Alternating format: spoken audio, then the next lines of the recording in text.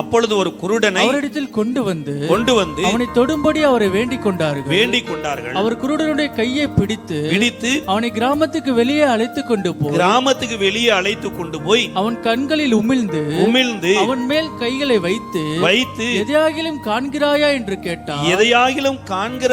என்று இயேசு கேட்டார். அவன் ஏறிட்டு பார்த்து நடக்கிற மனுஷரை மரங்களைப் போல காண்கிறேன் என்றான். ஹலோ, மனுஷர் எப்படி தெரியுறாங்க? மரங்களைப் போல காண்கிறேன். இவன் எங்கேயோ நரகத்துல கிடக்கிற ஆள் கிடையாதுங்க. இவர் யாரு? இவர் எங்க இருக்கிறாரு? பெத்சாயிதால இல்ல, எங்க இருக்கிறாரு? இப்ப சர்ச்சில் நிக்கிறாரு. சர்ச்சில் யாரு கூட நிக்கிறாரு? இயேசுவோட நிக்கிறாரு. இயேசுவால் தொடப்பட்டிருக்கிறாரு. இயேசு பார்க்க சொல்லும்படி சத்தம் கேட்கிற மனுஷனே தப்பா பார்த்தார்னா, நீதிமானே ரட்சிக்கப்படுவது அரிதானா? பாவியும் அஞ்ஞானியும் எங்கே நிற்பான்? சர்ச்சுக்கு வர்ற தேவனுடைய பிள்ளையே, உன் பார்வையே சரியில்லைன்னு வை. சர்ச்சு பக்கம் வராதவங்களுடைய பார்வை எப்படி இருக்கும்? மனுஷர் எப்படி தெரியுறாங்க? மனுஷர் எப்படி தெரிறாங்க? உன் கூட படிக்கிற கல்லூரியில படிக்கிற பையன் எப்படி தெரியுறான்?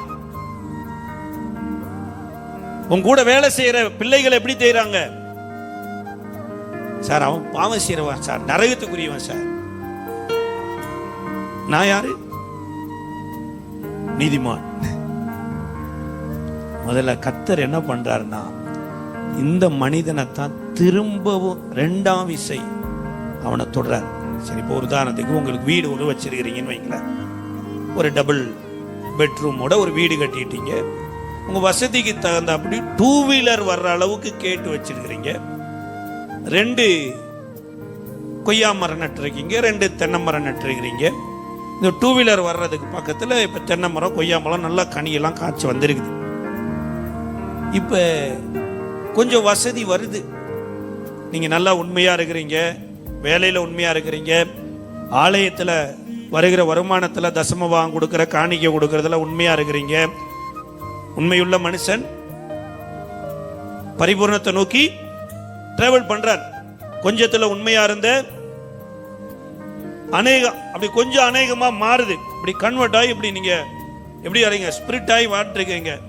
இப்போ கார் வாங்கிட்டீங்க. ஹலோ தமிழ்மார், என்ன வாங்கிட்டீங்க?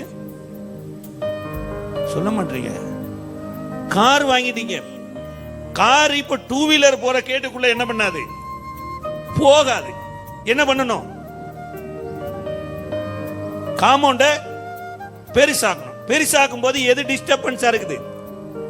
எந்த மரம்? கொய்யா மரம், தென்னை மரமும். அந்த கொய்யா பழம் சிவப்பு கொய்யா செம்ம டேஸ்டா இருக்குது. வருஷம் கனி கொடுக்குது. நீங்க சர்ச்சுக்கும் கொண்டு வர்றீங்க, எல்லா விசுவாசிகளுக்கும் கொடுக்குறீங்க, இளநீ வந்தோடனே போட்டு கொடுக்குறீங்க, குடிக்கிறோம், எல்லாம் டேஸ்டா இருக்குது. இப்ப கார் உள்ள போகணுமே, எதை வெட்டுவீங்க? ஹலோ, கார் உள்ள போறதுக்கு எதை வெட்டுவீங்க? எந்த மரத்தை? கனி கொடுத்த கொய்யா மரத்தை வெட்டுறீங்க. கனி கொடுக்கிற தென்னை மரத்தை. அந்த மரம் கேட்குமா? சிஸ்டர், கொஞ்சம் இறக்கம் இருக்குதா?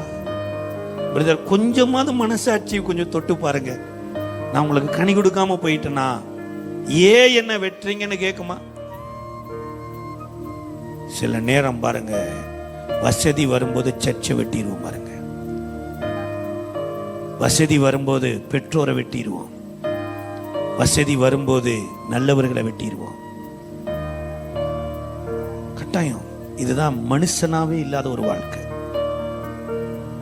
காம்பவுண்டு பெருசாகும் போது இந்த மரத்தை போய் வெட்டுறான். அதே மாதிரிதான் வசதி வர வர வர எத்தனையோ பேரை வெட்டிட்டு, பிரதர், நாங்கள் வேர்ல்டில் இவங்கெல்லாம் வாழ்றது டிஸ்டர்பன்ஸாக இருக்கு பிரதர். இப்படி எத்தனையோ பேர் உலகத்தில் வாழ்கிறாங்க. பெத்த போது அந்த பிள்ளைக்கு பேச தெரியாத போது தாய் தான் எடுத்து பாலை ஊட்டி வளர்த்திருக்கோம். ஆனால் வளர்ந்து வந்ததுக்கப்புறம் தாயினுடைய உறவை கட் பண்ணுற எத்தனையோ பிள்ளைகள் இருக்கிறாங்க. இந்த சுபாவம் இன்னைக்கு அநேகருக்குள்ள இருக்குது, இயேசுவோட நிக்கிறவங்களுக்குள்ள இருக்குது. ஆமென் ஆமென். பலவீனமா இருக்குது. நீங்களாம் வளர்ந்து வந்ததுக்கு அப்புறம் சபைக்கு நினைப்பீங்க, நினைக்க மாட்டேங்கிறவங்களை மாத்திர கரங்களை உயர்த்தி அல்லேலூயா சொல்ல, அல்லேலூயா. அதனாலதான் கர்த்தர் வளர்ச்சியை பிரேக் அடிச்சு வச்சிருக்கிறார். எப்படி மனுஷன் எப்படி தெரியுறான்? ஹலோ, எப்படி தெரியுறாங்க? பக்கத்துல கையை பிடிச்சு சொல்லுங்க. உங்களை பத்தி சொல்ல பிரதர் சிஸ்டர், உங்களை பத்தி சொல்ல, நீங்க நல்லவங்க. அல்லேலூயா. நிறைய பேர் வேர்ல்டுல இருக்கிறாங்க.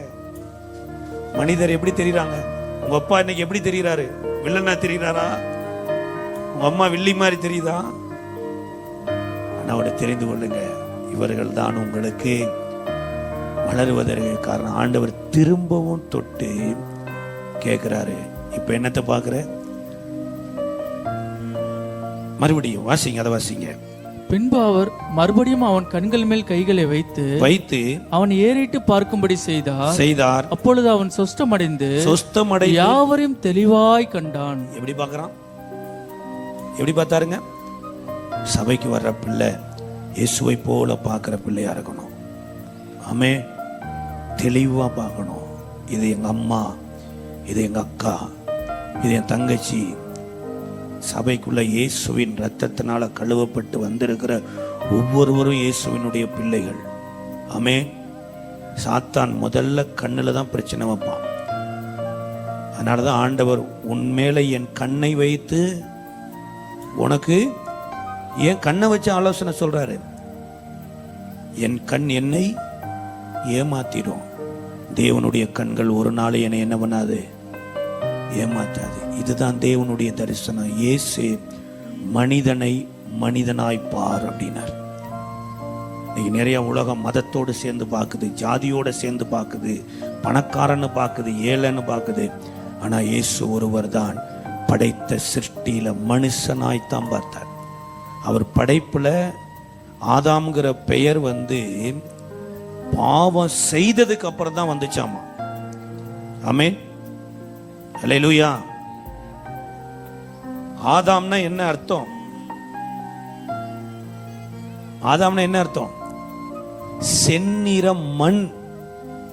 2வது அதிகாரம் கடைசி வசனத்துல தமிழ் பைபிள்ல ஆதாம்னு பேர் போட்டாங்க. ஆனா ஆங்கில வேதாகமத்தில் ஆதாம்ங்கிற பேர் மென்ஷன் பண்ணவே இல்லை. என்னைக்கு விலக்கின விருட்சத்தின் கனியை புசித்துட்டு போய் ஒளிஞ்சாங்களோ அன்றைக்கு தான் ஆண்டவர் அந்த மனிதனுக்கு அந்த பெயரிட்டு அழைக்கிறார். ஆதாம், நீ எங்கே இருக்கிற? அதே போல ஆதாமும் தன் மனைவியாகி இருக்கிறவங்களை என்னன்னு தான் சொன்னாரு? இவங்கள் என் மாம்சத்தின் மாம்சமும் எலும்பின் எலும்பும் என்று என்ன பேர் வச்சாரு? மனுஷி. ஆங்கில சொல்லியிருக்குது வாவ் மேன் அப்படின்னாராம். நான் தான் மேன், என்ன தவிர உலகத்துல மேனே இல்லைன்னு இருந்தவருக்கு ஆச்சரியமா ஒரு மேன் வர்றாங்க. யாரு? ஒரு பெண் வர்றாங்க. ஒரு ஆச்சரியப்பட்டு வாவ் மேன் அப்படின்னது அது உமன் அப்படின்னு கன்வெர்ட் ஆகுது. இன்னைக்கு சரியாய் பார்க்கக்கூடிய கண்கள் நமக்கு தேவை. தேவனுடைய தரிசனம் இதுதான், பர்ஃபெக்ட் விஷன். உன் கண்ணு உன்னை ஏமாத்திரும், உன் இருதயம் உன்னை வஞ்சித்திரும். ஆண்டவர் அதான் மோசேட்ட சொல்றாரு, உன் இருதயத்துல கையை வச்சுட்டு எடு, உன் இருதயத்தை பரிசுத்தப்படுத்துறேன், உன் கண்களை பரிசுத்தப்படுத்துறேன். நீ தேவனை போல தெளிவாய் வாழ்வதற்கு தெரிந்து கொள்ளப்பட்ட பிள்ளை. இலங்கை தேசத்துல வில்லியம் ஆல்ட் அப்படிங்கிற ஒரு மிஷினரியை குறித்து சொல்லப்பட்டு இருக்கிறது. இங்கிலாந்து தேசத்துல நல்லா செல்வ செழிப்பா வாழ்ந்து கொண்டிருந்தவர், நல்ல குடும்பம், நல்ல பெற்றோர், நல்ல சபையில் இருந்தவர். இளமை வயதிலேயே ஊழியக்காரர் ஆயிட்டார், பாஸ்டர் ஆயிட்டார். திடீரென்று இலங்கை தேசத்தை குறித்து கேள்விப்படுறாரு. இலங்கை தேசத்துல கர்த்தரையே அறியல, இலங்கை தேசத்தின் மக்கள் எல்லாம் இருள கிடக்குறாங்க, நம்மளை விட ரொம்ப அறியாமையில் இருந்திருக்கிறாங்க. இப்போ அந்த இடத்துக்கு சுவிசேஷத்தை சொல்ல போக வேண்டும் என்று அவருடைய இருதயத்தில் ஒரு தாகம் வருது. அந்த நாட்களில் இருக்கிற மிஷினரி சொசைட்டிட்ட போய் சொல்றார், நான் இலங்கை தேசத்துக்கு போகணும், என்னை இலங்கை தேசத்துக்கு போறதுக்கு எனக்கு உதவி செய்யுங்கன்னா மிஷினரி சொசைட்டி சொல்லிருச்சு, நீங்க என்ன பண்ணக்கூடாது, இலங்கை தேசத்துக்கு கல்யாணம் முடிக்காம போகக்கூடாது அப்படின்னு சொல்லிடுச்சு. இப்ப இலங்கை தேசத்துக்கு போறதுக்காகவே கல்யாணம் முடிக்கிறார். ஹலோ, ஒரு மிஷினரியா போகணும்னு கல்யாணம் முடிச்சு வித்தின் 3 monthsல மனைவியோடு கூட பிரயாணப்பட்டு வர்றாங்க. கப்பல் பிரயாணத்துல எதிர்பாராத விதமா புயல் காட்டுல அந்த படகு சிக்கி கொள்ளுது. 3 வாரம் தொடர்ச்சியான புயல். அதில் அவங்க மனைவி மலேரியாவில் பாதிக்கப்படுறாங்க. அவர் ஒரு மிஷினரி தான் கூட்டு போகிறாரு. இந்த மலேரியா நாளுக்கு நாள் அதிகமாக அவங்க மனைவி பிழைக்க மாட்டாங்கங்கிற ஒரு நிலைமைக்கு வருது. அப்போ அவங்க மனைவி அவர் கையை பிடிச்சிட்டு எனக்கு ஒரு பாட்டு பாடுங்கன்னு பாட சொல்லி கொண்டே இருக்கும்போது அவங்க மனைவி இறந்துடுறாங்க. அடக்கம் பண்ணுறதுக்கு இடம் இல்லை. அந்த சமுத்திரத்திலே தன் மனைவியை நேசித்த மனைவியை போட்டுட்டு இந்த கூட்டிகிட்டு போன மிஷினரியோட போகிறாரு. 1 வாரத்தில் அந்த மிஷினரியும் செத்து போயிட்டார். வில்லியம் மால்ட் இலங்கை தேசத்துக்கு வருகிற போது ஒருத்தருமே தெரியாது. இப்போ இங்கிலாந்து தேசம் சொல்லுதாமா, இப்போ உன் மனைவி இறந்து போயிட்டாங்க, உன்னை கூட்டிகிட்டு போனவங்களே இறந்து போயிட்டாங்க, தயவு செய்து நீ எங்கே வந்துரு, இங்கிலாந்து தேசத்துக்கு வந்துருன்ன போது, நான் இங்கிலாந்து தேசத்தை விட்டு புறப்படும் போது என் மனைவியோடு தான் புறப்பட்டேன். என் மனைவி முதலாவது பரலோகத்தை சென்றடைந்து விட்டாள்.